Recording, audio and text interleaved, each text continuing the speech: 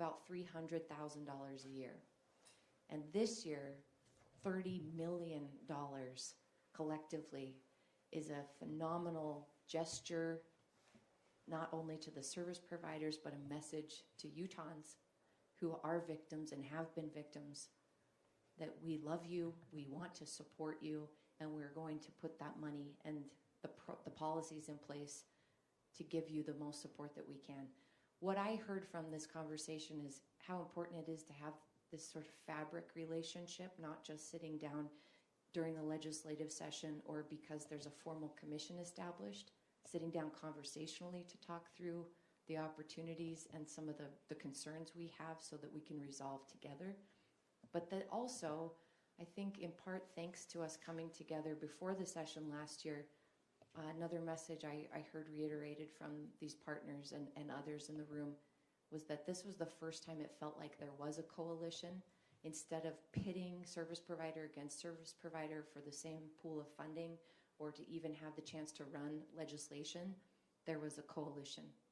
And so this phenomenal step forward in funding is thanks to these partners and these representatives for their hard work. But the next step has to be around prevention. We have to keep the system intact. We do not yet have enough funding for the needs that are out there. Liliana mentioned that in Salt Lake County alone, there were about 700 forensic cases of sexual assault that were collected in 1 year's time, and those are just the cases that were reported. When people know that there are services there for them and they're treated in a culturally sensitive, trauma-informed way, then we hopefully will see more people reporting what is actually happening. This is one of those situations where if we end up seeing an increase in reporting, and I'll mention we have the fastest growing population in the nation, we see a lot of numbers increasing, that could also be reflective of the fact that there is finally more support for these services. There are people who are equipped, whether it's at the hospital, at the YWCA, with UCASA, with the other service providers for domestic violence and sexual assault, they're there. And because of this funding, they're gonna still be there. Some of them were actually facing literal closure at the end of the legislative session if the funding weren't created. So let us make sure that the services are available, and it takes really a coalition approach, not a piecemeal approach as we've had in the past. So my role here is really just one of gratitude to be able to bring together with Lieutenant Governor Henderson a conversation that creates relationship and trust among us so that when next session comes, this conversation will have happened not only today, but it will happen again, and we will be united in basically a unanimous coalition of support for those next steps of making sure the funding is there, but that prevention is finally addressed, because we're not doing anything yet in terms of state funding on prevention. Who can I hand this to? Do you all have questions for anyone? Representatives? I don't know if Representative Ivory wants to just talk a little bit about that. Sure, yeah. No, Mayor, thank you very much. Really the relationships and bringing people together we did have. We had, for such a long time, the way the funding was set up, we had the different providers really had to compete against each other. And that's just the way the funding system was set up. And so there was a lot of work to just bring that trust together, bring them together, and they did a great job. You look at these people that I can't imagine what they have to go through, that every day they get up and they're looking at how do we provide, we know what the standard of care is, and they know what the standard of care is on sexual assault, domestic violence, helping children, and they know they can only deliver a fraction of the standard of care, and they can only deliver that to a very small fraction of the people that have need. And so what we did was really help to kind of move that forward. I can't imagine, right? You get up every day and say, I can only do a small part of what really helps to only a very small part of the people that need that help. So, yeah, we're moving forward. Most of our domestic, our victim services were funded predominantly from federal funding. And we see that going away in great amounts now. And so we're backfilling federal funding. We've backfilled to a great extent, federal funding, but we've got a lot more work to do to move forward to then get ahead of the game. And so just the work that they did to come together to kind of bring that team approach. I think these meetings were helpful to do that. And as you mentioned, we started looking at prevention and see where we go there. But we did get, we got $15 million in ongoing funding for domestic violence, sexual assault, Children Justice Center, and then overall victim services. We got $12.5 million in one-time funding. And then I think critically, we created the Victim Services Commission, which will then help us assess going forward, help us coordinate victim services at all levels, at all disciplines, throughout state, city, local, private organizations. So I think that's really going to help going forward in how we coordinate these services and take the kinds of relationships we're building and really get that on the ground and get those things working. So anyway, thank you very much. I just want to add one thing. My name's Angela Romero, and I represent House District 25. But I think the one message that I want to give as someone who's worked on domestic violence and human trafficking and sexual assault for the last 11 years when I've served in the legislature is that we believe you. And so I think there are so many people out there who have been victims of sexual assault or domestic violence, and law enforcement may not be the route they want to go. And so that's why it's so important to fund our community-based shelters, to fund our community-based programs, and let victims know that we believe them and that we're going to be there for them. It takes, as Erin from UDBC mentioned, it takes someone maybe 7 times before they leave their abuser. So we as a state, as elected officials, have to be patient with people to let them know that we believe them, that they can trust us, and that there's a safe space and there's an option for them to leave that situation. And so one of the things that we're doing here as elected officials is we're letting those victims know, survivors know, that we believe them. And I think that's really critical to message as we go forward with all the work we do. And a bill that kind of just didn't get much attention because it was technical was my bill HB 19, which is the Rape Crisis Center. So we really didn't have a definition of what a rape crisis center is, and we did that this session, and we'll be adding standards of care. Myself and Representative Ivory will be working on that because we only have one standalone rape crisis center in the whole state of Utah, but we also have a lot of our DV organizations also being rape crisis centers, so we want to make sure that we're defining what a rape crisis center is, making sure we get a lot of funding, because we in the city, there are a lot of resources, but there are a lot of people in small town Utah that don't have the services that we have here. So that's our goal as a coalition, I think, is to make sure that we're building out those services to everyone in Utah. Ms. Romero, while you have the microphone, the mayor had mentioned culturally sensitive approaches to service providers. Where do you feel that we stand on that, and where do we need to go on that? I think if you look at the people standing here with us, many of us come from diverse backgrounds, and I was sitting in that meeting just really impressed with the different individuals and the different communities we represent. I also extended our Murdered and Missing Indigenous and Women and Girls Task Force, Murdered and Missing Indigenous Women and Girl Task Force. We now call it Murdered and Missing Indigenous Relatives. We were able to get some funding last year. We're working with a research-based organization right now to look at the challenges that our Indigenous communities are facing. And so Yolanda Francisco-Nez was here with us earlier. She's not here now, but 70% of our Indigenous communities actually live here in the city. And so there's a lot of myths that we have to overcome when we're talking about Indigenous communities as well. And so that's one of the things that we were talking about with Mayor Mendenhall and all the people here at the table is how do we make sure we're reaching all people and we're being culturally competent so people feel like they can trust us. I think also about the committee that will be coming together because of the legislation that some of the conversation we were having and that Yolanda was echoing from Restoring Ancestral Winds, which she's the executive director of, is that sometimes the way, and often actually, the way that grant applications go through government at almost any level of government requires a high degree of technical reporting, even in the application, and then data tracking and following up. As we've said, these service providers, their funding has been gutted year over year from the federal allocations. Staffing is barely holding on. This much needed influx of 30 million total, but portions of it going to service provision is kind of just holding it together. So even accessing these funds for the very organizations designed to receive them, we were hearing from them today that that could be a challenge and they're worried about what that might look like. That's actually phenomenally constructive, given that the people who are going to be running this commission and staffing it already know what the concerns are before the meeting has even begun. This kind of regular conversation that isn't in a formal setting per se, even though here we are having a press conference with you, I think generates some authentic conversations that may not happen in those more formal settings. And the beautiful part is we all agree we need to keep doing this. Anyone else want to speak? Sure.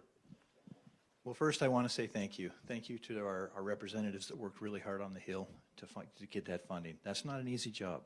Mayor, thank you. Thanks for being here and part of this conversation as a leader from the top down. It really emphasizes how important this is to you and to our city and to our police department. Look, we've got a lot of work to do. Senate Bill 117 has a lot of moving parts, and for law enforcement, we're going to go out starting July 1st and do lethality assessments to advise victims of domestic violence that they may be in grave danger and we need to get them some help. That's game day, but right now, how we practice, how we put together the team is critically important.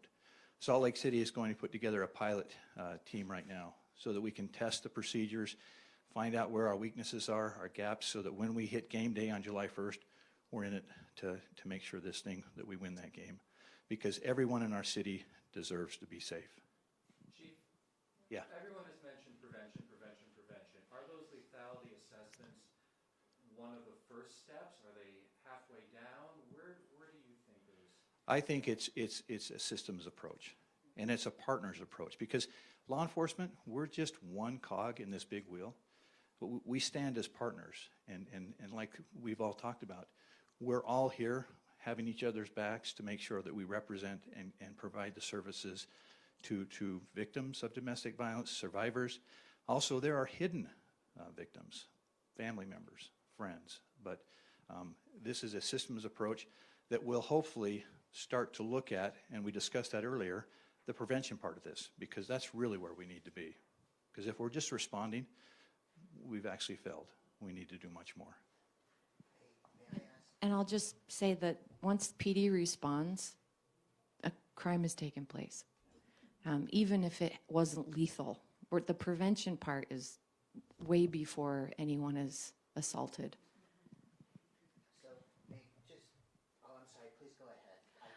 I was just going to say, I think our programs, Mayor Mendenhall mentioned there hasn't been state funding for prevention. That's absolutely true. The victim service programs across the state that our organization and Liliana's represent, they are doing as much prevention education as they can, that very primary before anything happens, going into schools, talking about healthy relationships, talking about what consent means, trying to prevent these things from happening. It is such a tiny part of what they're able to do because they haven't had the support. So when the state can come in and fund keeping doors open, keeping these hotlines, which are really lifelines, open, then those programs can maybe use some of that other discretionary funding for things like prevention. So while we need much more state funding to support prevention specifically, I think the successes we saw over this last session will trickle down and help some of that as well. Do you have any anecdotes where you can tell us some of these programs that you have participated in that you think have made a difference in terms of prevention? In terms of domestic violence, specifically the Safe Dates Project is one of the most evidence-based, and again, it's for school kids. It's not K through 12, that's a little young, but middle, high school, really looking at when kids are starting to engage in relationships and having that developmentally appropriate prevention education. And I'm supposed to say my name and title. Erin Jemison, I'm the Director of Public Policy at the Utah Domestic Violence Coalition. Is $15 million enough? Absolutely not. 15 million starts to fill the gap of what programs have lost. These programs, their staff are wearing 12 hats. We heard that earlier from the YWCA. They're burning out. They're some of the lowest paid employees in our state. They're doing incredibly difficult, traumatizing work. And without them, we aren't really responding to the need that's coming. They're having to turn people away. They're pulling out couches and cots in their hallways to keep people housed and safe.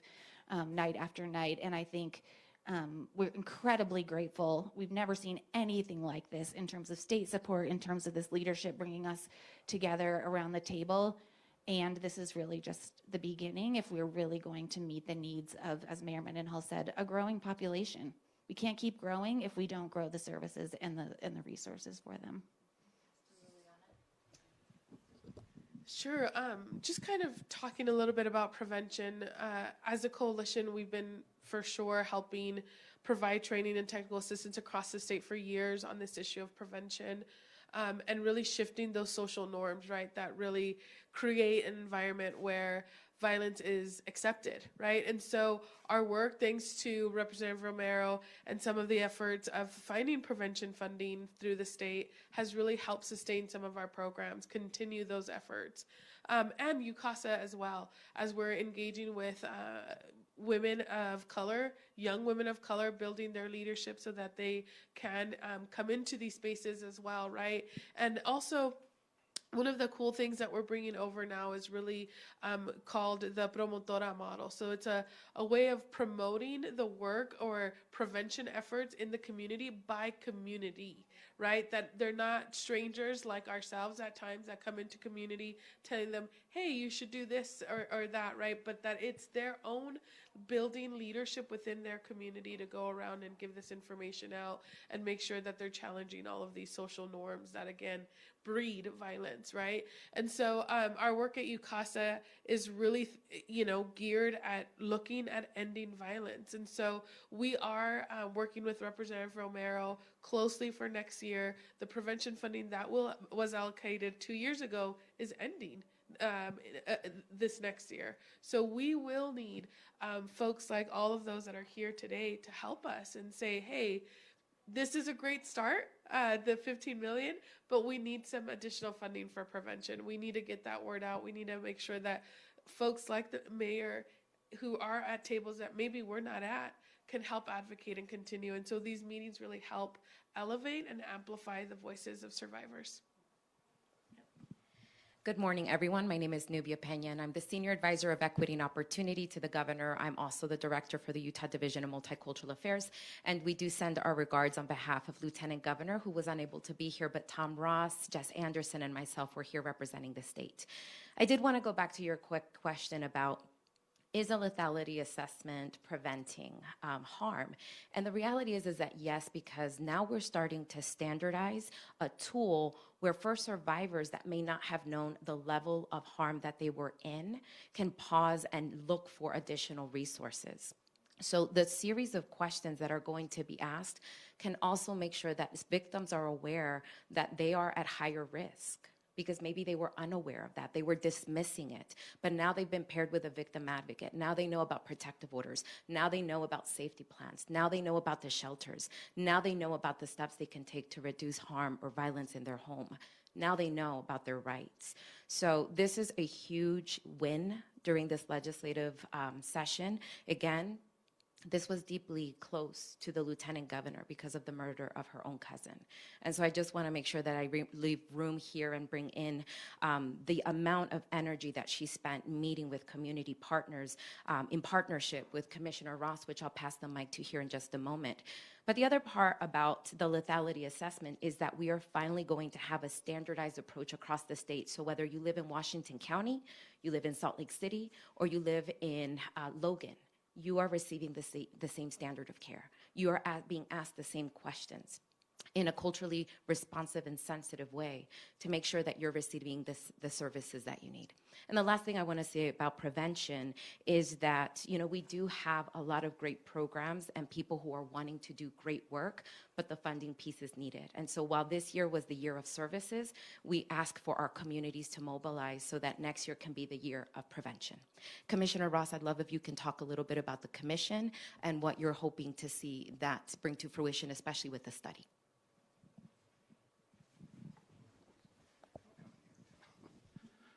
Thank you. As mentioned, my name is Tom Ross. I'm the Executive Director of the Commission on Criminal and Juvenile Justice. And maybe just quickly before I talk about our role, I came out of a 34-year law enforcement career. I have sat multiple times in my life in front of victims and their worst time, maybe oftentimes the first person showing up that may be able to provide some hope. And I have seen through their eyes that pain and that difficulty and that fear and what oppression looks like. And it has motivated me throughout my career. And I'm so grateful to be a part of this group and so many others, because I hope what the biggest part of the message that comes forward today is that this is really a victims movement. I have never seen our groups come together in the way that we've come together, led out by leadership, as has already been mentioned. The governor and lieutenant governor made this a priority last summer, even before lieutenant governor's family suffered that tragic loss. And they made that a priority for the state.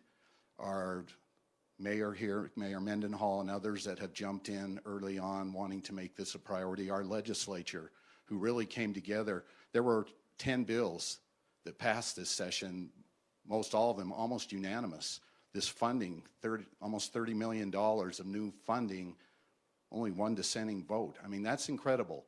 But I think what everyone's recognizing, and why hopefully victims everywhere in our state and families of victims will feel a little bit better today and a little more lifted up, is that this movement is not ending off of one session. We've talked about the things that we want to do going forward, and we've talked about the funding maybe isn't lifting us to that end, but it is substantial and it is significant, and what it will change is groups having to fight against each other just for basic employee costs, administrative costs. We're now going to be able to provide that. So it is an exciting time. We have a lot of work to do.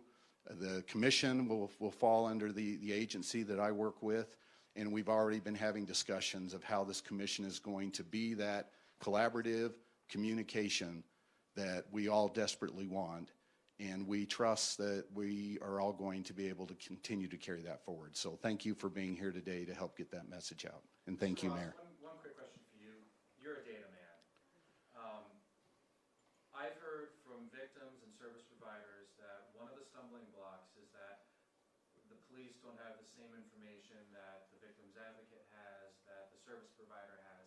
How do we get everybody on the same page so that when there is a pattern of domestic violence, that everyone kind of knows what's going on in that household or with that relationship so they can respond appropriately? I think that's the intent of our lethality assessment protocol. Commissioner Anderson, who could not be here for this portion, his team at Department of Public Safety is really leading out to connect that data and be able to share it in a way that's meaningful, which means it needs to be quick and it needs to connect at least the most serious dots. That program is not geared towards every domestic violence incident that happens in our state. We're not looking to make things harder in some cases where it shouldn't be. But for those that are committing serious crimes, that are doing it repeatedly and are doing it at times from one location to the next and we just don't know, it's time that we start addressing that differently and trying to provide help to them as well. So I think the data piece is critical. We're doing a big movement on data as a state on criminal justice. That started a year ago. It's still continuing over the next 2 years. But I'm excited about what we are going to know about our state in the coming years that we never had available to us. I want to be respectful of your time because I think we're a little bit over. I don't know if any can stay for individual questions, but I wanted to just wrap up by stating the fact that 1 in 3 women in America experience stalking by an intimate partner, physical abuse, or rape. 1 in 3 women in America need these services. And I'm grateful for their work that we are beginning to face the actual needs in this state with the funding that the federal government has taken from states like ours. So thank you all, and thank you for being here today. May I ask one question, you guys? I let it go. I got 5 and he gets 1. All right. What I wanted was just a reiteration of what happened specifically today, the beginning of this at the meeting, so that we just have that in one wrap statement. You guys met, this is the beginning. You looked at the funding that's been passed by the legislature and how it's to be possibilities of starting to work toward prevention. And would This you is summarize? today was our second meeting, the second convening between state representatives, representatives from the governor's office and at state Department of Public Safety levels, service providers, and the city, from Chief Brown to myself and some other city staff. The purpose of coming together is